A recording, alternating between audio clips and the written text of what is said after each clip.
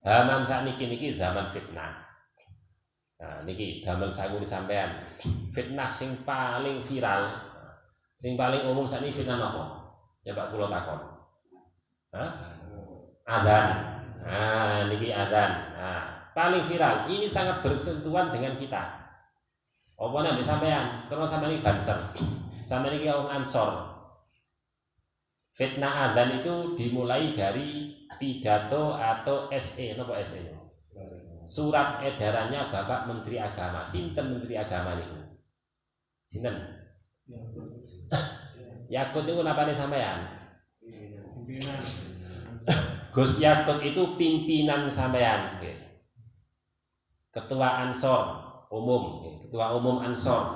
Nah, kita sebagai orang Ansor juga harus ikut serta prihatin dengan masalah ini, apalagi di mana fitnah itu ditujukan atau diarahkan kepada pimpinan kita.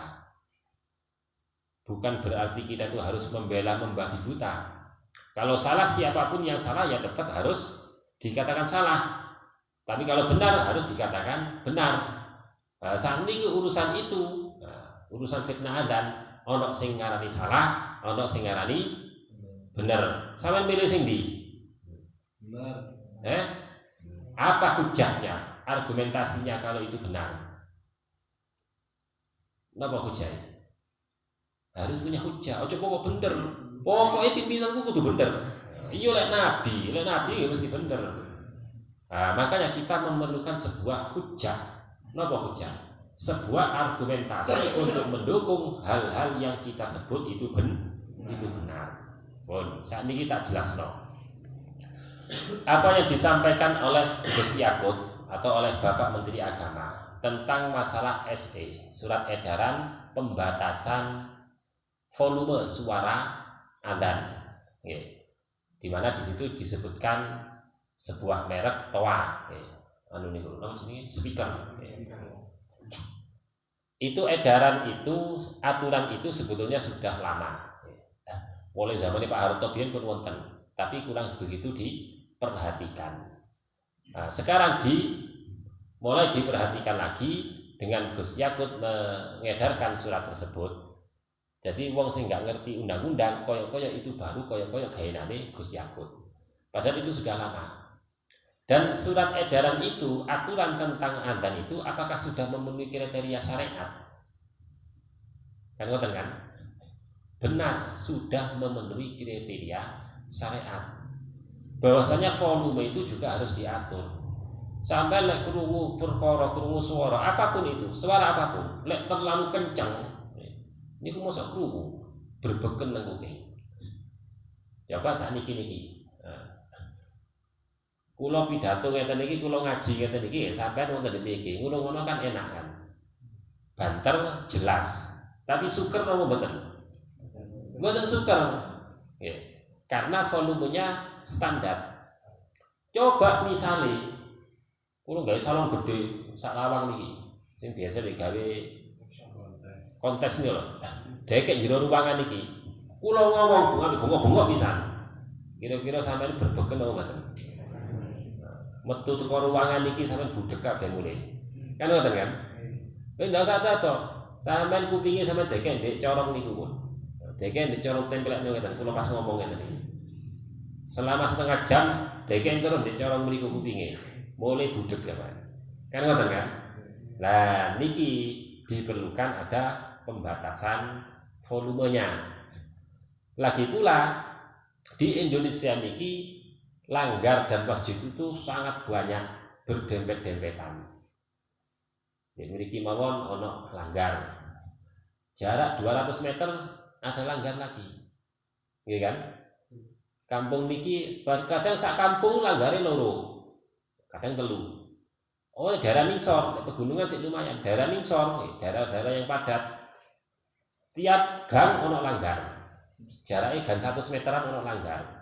Niki sepikire gede-gede. Pas masuk sholat maghrib, waktu maghrib, pada podo adzan, saut-sautan. Kira-kira sampai sing kanan kono adzan, sing kiwa kiri kok adzan. Sampai niku lek krungu adzan kan sunat meneng, sunat jawab adzan. Allahu Akbar sampeyan kudu nirokno. Allahu Akbar. Nek kono adzan pisan sing di sini nirokno. Bingung kan? Bingung. Niki mek loro tok, ngono sampeyan krungu bareng ana 10 masjid, 10 musala adzan kabeh. Sing sampeyan jawab sing ndi? Jawab 10 adzan lho niku. Ya apa carane? Niki lho. Ribet akhirnya, bulat. Ndak temu karwane dan suara itu menjadi runyam. Adzan wong sang saenak-enake adzan, tapi lek suarane bareng wong 10 adzan kabeh, ini enggak ketemu suarane sing enak sing ndi. Adzan sendiri ngono sing ndi mboten ketemu. Padahal padha krungune. Ndek sebelah kanan kono ana adzan. Ndek kono ana adzan pisan. Ngarep ana adzan, mburi ana adzan, ndek kiwa ana adzan. Padha adzane sampean jawab sing pundi niki. Terus krungune nggih berbukan pisan. Nah, karena itu maka pemerintah memberi batasan-batasan aturan dan di kitab pun juga ada keterangan batasan-batasan untuk suara adzan itu. Memang adzan harus keras, tidak oleh bisik-bisik. Nek adzan bisik-bisik nggih apa fungsine adzan? Fungsi adzan itu apa fungsine? Adzan itu adalah sebuah panggilan. Adzan itu satu menunjukkan kepada masyarakat bahwasanya sudah masuk waktu sholat dengan adzan. Yang kedua, memanggil para muslimin supaya datang ke tempat adzan. Ini fungsinya. Ono adzan berarti awak dhewe diceluk. Wong Islam mrinio. Ayo salat. Nah, kok cara Jawa ngoten. Sampeyan kudu jawab, yo mari ngene sik, tak wudu dhisik. Kan ngoten kan? Maka kita wudu kemudian hadir ke tempat adzan tersebut. Dan sampean krungu wong adzan 10 di 10 tempat, mosok sampean kate menghadiri 10 tempat itu. Ya apa carane? Nah, makanya ada pembatasan volume tersebut. Pun niki maklum. Karena itu adalah sesuatu yang maklum di kitab-kitab fikih juga banyak keterangannya, ini tidak jadi soal. Ono satu kata sing rada kepelecuk, jenenge menungso. Gusti Yakut iki menungso padha awak dhewe. Saking bedane kacake titik tok. Kacake Gusti Yakut itu dadi menteri, nek sampean dereng dadi menteri. Mboten dadi menteri. Kacake kan niku kan. Sampean niku dadi ansor gak ono sing bayar nggih. Dadi banser nggih kan sing bayar, tuku seragam nggih tuku dhewe. Nek Gusti Yakut dadi menteri ono sing bayar. Niku tok kacake. Saiki mboten masalah niku derajate Gusti Yakut. Kita gak boleh iri. Kalau sampean iri bingung akhirnya. Mosok kabeh dadi menteri. Ana kepelicuke. Napa kepelicuke niku? Dadi menyebutkan gonggongan anjing. Niki wong Gus Yakut niku nggih enggak kabeh wong seneng. Apa nek tahun wingi-wingine tahun 2017, 2018, 2019, 2020 iki rame-ramene musuhane wong NU nggih. Wong NU dimusuhi wong saliyane NU. Rame-rame ini politik. Gus Yakut termasuk orang yang ada di barisan terdepan untuk menghalau orang-orang yang anti NKRI, menghalau orang-orang yang non ahli sunnah wal jamaah. Berarti musuh nih Gus Yakut ini sabajek, wakeh musuh nih. Sampai ada kata-kata yang lemah, kata-kata yang dianggap kepelecuk, maka ini istilah saat ini digoreng, digoreng-goreng sampai mateng, sampai gosong. Nah, kan ngoten kan. Gus Yakut memberikan sebuah analogi. Ngkei contoh berbeke kuping lek krungu swara sing bengok-bengok. Nah, niku lho. Gus Yakut niku ngkei contoh teng berbekane kuping lek krungu swara sing bengok-bengok.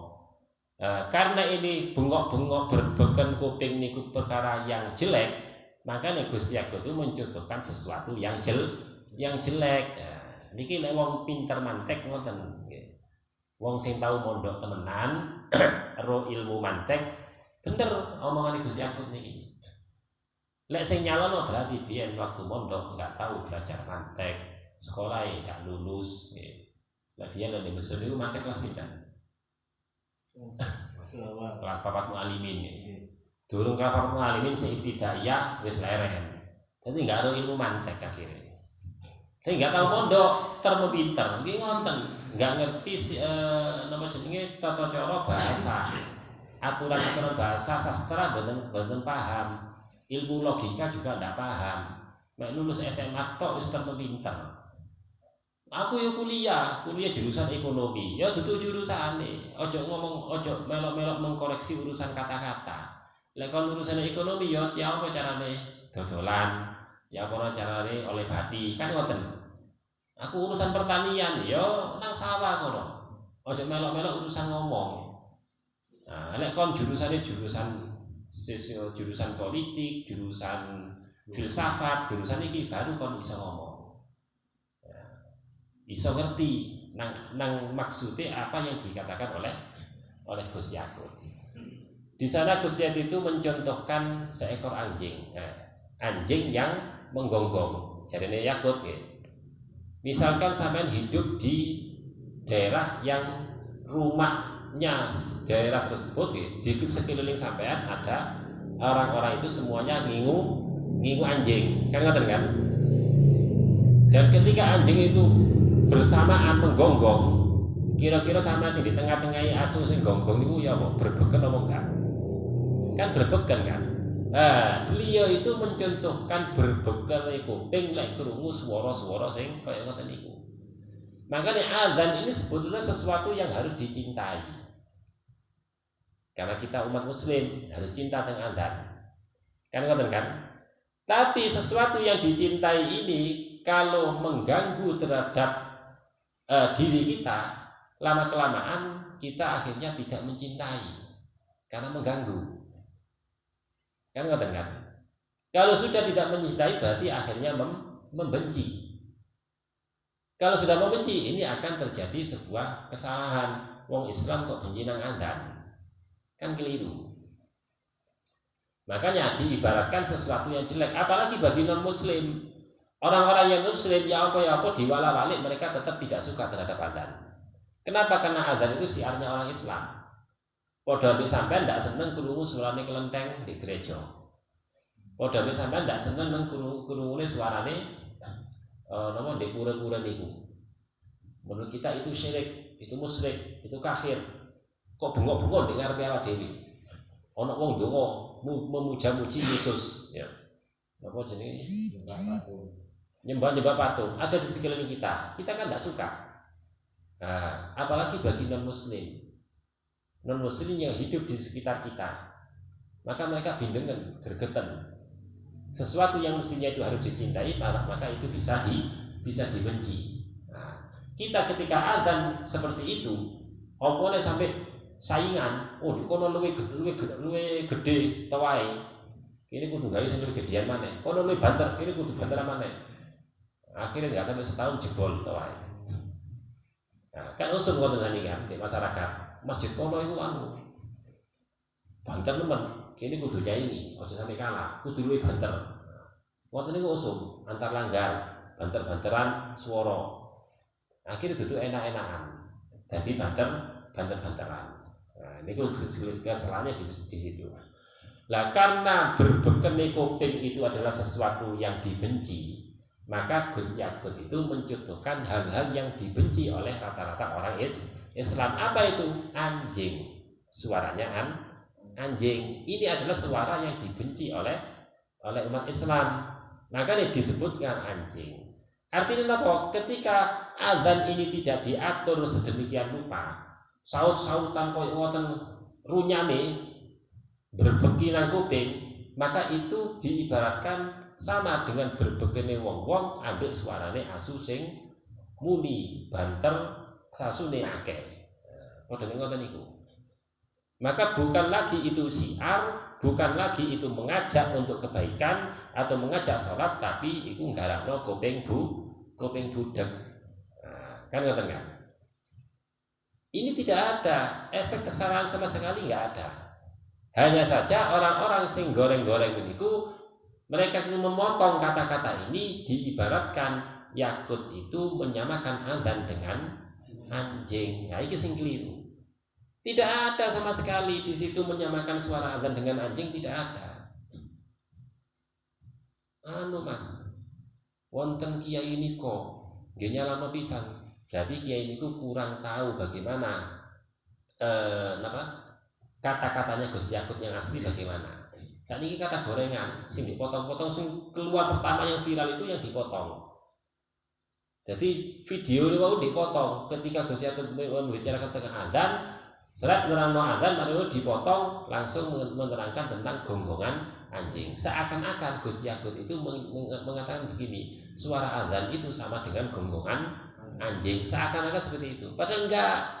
Tidak ada Gus Yakut mengatakan adzan yang ramai itu sama dengan anjing, tidak ada. Tapi kebisingan itulah. Kebisingan itu adalah sesuatu yang dibenci, sama dengan kebisingan suaranya anjing itu adalah juga sesuatu yang dibenci. Nah, kalau kebisingannya adzan itu sama dengan kebisingannya anjing, maka nilai adzannya ini tidak ada. Di mana adzan ini sesuatu yang harus dicintai, yang harus didengarkan, yang harus diikuti, maka itu nilainya hilang. Kenapa? Karena kita menjadi bising. Nah, podo ambil nek krungu suaranya asu, bising. Nah, makanya supaya tidak terjadi hal-hal yang demikian, makanya adzan ini volumenya diatur. Lek sing wis iso nang alurnya kata-kata ini, arek pondok sing wis sampai tamat, tahu belajar ilmu mantek, tahu belajar balaghah, maklum wajar kata-kata Gus Yakut, nggak ada masalah. Utawa sing nggak tahu pondok, tapi mereka kuliahnya itu di jurusan filsafat, mengerti tentang sastra, mengerti tentang tata cara berbahasa, paham, ya nggak masalah. Apa salahnya? Nggak ada salahnya. Mereka yang mempermasalahkan mereka karena tidak tahu tata caranya bahasa. Tapi ini goreng-goreng, wis kadung rame pun. Nah, itu kronologinya. Makanya sama takkan ini, apa yang dikatakan Yakut itu sebetulnya tidak salah. Salahnya apa? Salahnya itu ya orang-orang yang bikin salah. Nah, kita sebagai Banser, sebagai orang Ansor, orang NU, kita jangan sampai terpancing dengan orang-orang yang menyalahkan Yakut tersebut. Jadi kadang dari NU sendiri, bukan kadang, banyak juga. Banyak dari kalangan kita, kadang di ustadz, kadang di kiai, terpancing dengan apa yang dikatakan oleh Gus Yakut. Kenapa kok terpancing? Karena yang dia dengar pertama, yang dia terima berita atau informasi pertama itu dari berita yang salah. Ini kadang kiai, kadang dilapori santri nih, yai, ya nopo niki Gus Yakut niki Menteri Agama nih, apa jenengan mirengaken dirungokno nang kiai. Padahal ini video yang sudah digoreng. Lho ya apa Yakut iki keliru. Akhirnya kan ngoten kan. Akhirnya menyebarkan kemana-mana. Oh jadi kiai kok keliru. Padahal kiai kok yang didengarkan adalah pidatonya Gus Yakut yang sudah digoreng, bukan pidato lengkapnya. Nah, ini kan salah yang dimiliki. Kita tidak usah menanggapi kiai-kiai yang ada di NU itu, biarkan itu urusannya kiai. Sing nanggapi kiai itu sing padha kiai ini. Lah ana golongane Gus-gus, golongan kiai-kiai muda ngomong keliru tentang Yakut, sing nanggapi kersane kula. Sing padha guse, padha anak kiai ini. Nah, lek ana banser-banser sing ngomong keliru pisan, baru ini bagian sampean. Masyarakat ngomong keliru ngreno Gus Yakut niki bagian sampean. Jelaskan kepada mereka. Jelaskan, ngeten lho Gus Yakut niku, koyo sing kula terangno wau niku. Gus Yakut niku ngeten.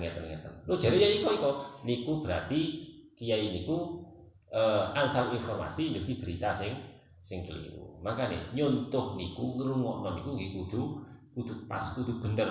Ngrungokno nang wong sing bener, nyuntuh nang wong sing bener, sing enggak keliru.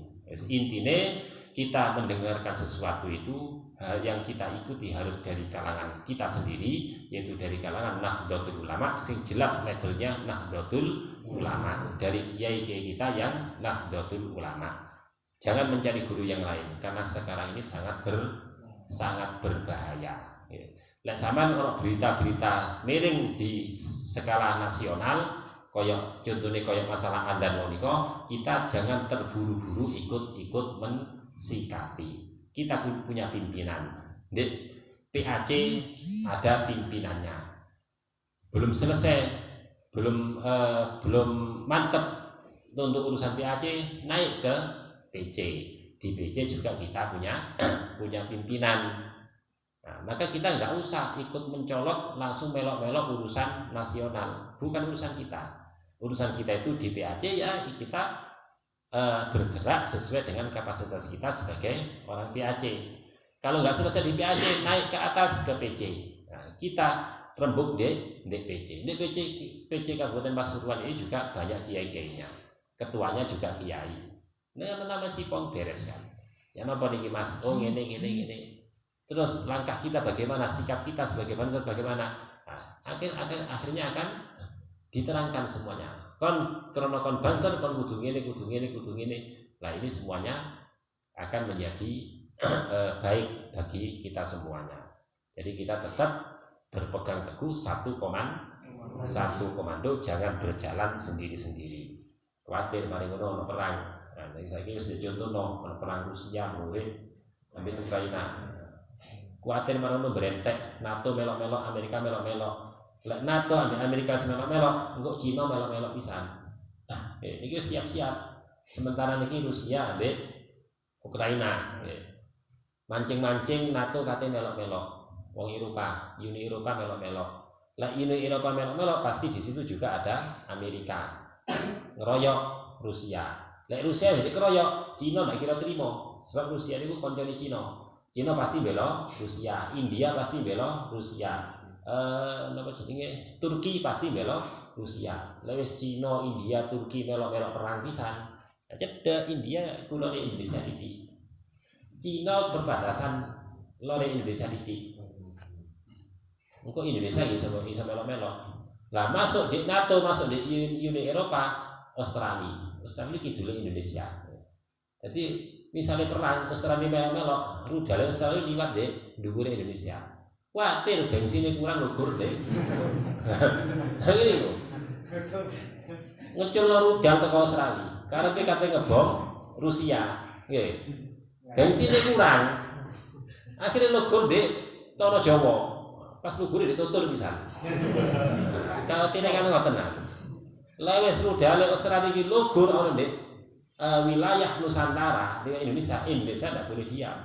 Lho kurang ajar Australia, pasti disengaja. Kan ngoten kan? Indonesia memang perang pisan. Moga-moga itu tidak terjadi. Semoga aman-aman saja, kita semuanya diselamatkan oleh Allah, dimuliakan oleh Allah fi dini wa dunya wal akhirah. Al-Fatihah. A'udzubillahi minasyaitonir rajim. Ya na'budu wa iyyaka nasta'in ihdinas siratal mustaqim siratal ladzina an'amta 'alaihim ghairil maghdubi 'alaihim